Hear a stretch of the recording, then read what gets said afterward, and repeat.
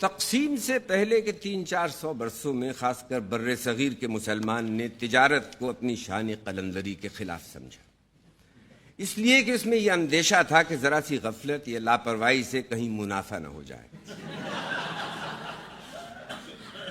چمڑے اور کھالوں کی ساری تجارت البتہ مسلمانوں کے ہاتھ میں رہی، جس کی 3 وجہ تھیں۔ اول تو یہ کہ یہ انہی مرحوموں کی آخری نشانی تھی جنہیں وہ بھا چکے تھے۔ دوسرے یہ کہ ہندو اس کاروبار کو ناپاک سمجھتے تھے۔ تیسرے، خوش قسمتی سے ان تاجروں کا تعلق چنیوٹ سے تھا جو دلی کے دربار سے ہنوز دور تھا۔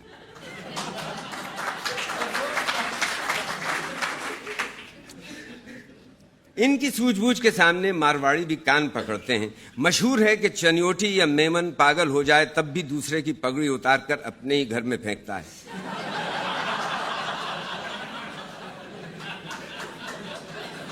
پیدا کہاں ہے ایسے پراگندہ تباہ لوگ۔ تعجب کی بات ہے کہ اردو کی داستانوں میں سوداگروں کا ذکر کہیں آتا ہے تو محض قزاقوں سے لٹنے کے لیے، اور یہ بھی اس طور پہ کہ پڑھنے والوں کی اخلاقی ہمدردی ہمیشہ لوٹنے والوں کے ساتھ رہتی ہے۔ اردو غزل میں ہمیں یاد نہیں کسی شاعر نے سوداگر کو کلمہ خیر کے ساتھ یاد کیا ہو۔ ہاں، ایک نظم مثنوی زہر عشق میں سوداگر در آیا ہے، وہ بھی فقط اس لیے کہ اس کی ایک دختر تھی جو خلاف محاورہ نیک اختر نہ نکلی۔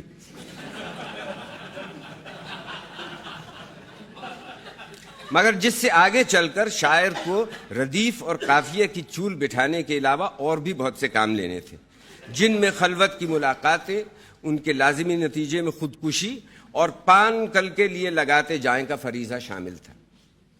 جس محلے میں تھا ہمارا گھر وہیں رہتا تھا ایک سوداگر، ایک دختر تھی اس کی ماہ جبیں، شادی اس کی ہوئی نہیں تھی کہیں۔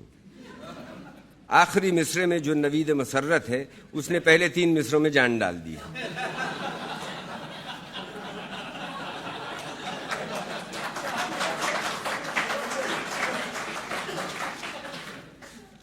بچپن کی بات ہے، شاید اسی لیے اچھی طرح یاد ہے کہ پورا قصبہ چاکسو خرد میں تجارت تو بڑی بات ہے، کسی مسلمان کی پنساری تک کی دکان نہ تھی۔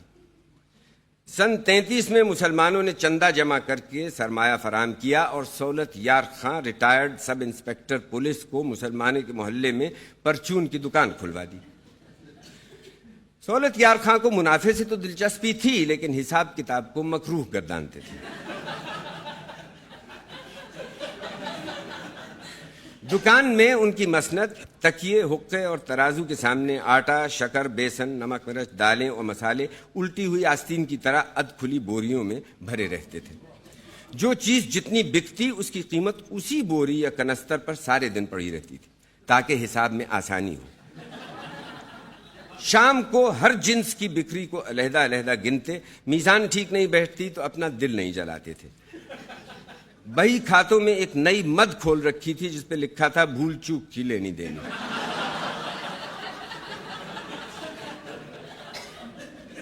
روزانہ نقدی میں جو کمی بیشی ہوتی تو وہ اسی کے متھے مارتے، ہوتے ہوتے اس مد میں کافی رقم چڑھ گئی جو تقریباً اصلی سرمایہ کے برابر تھی۔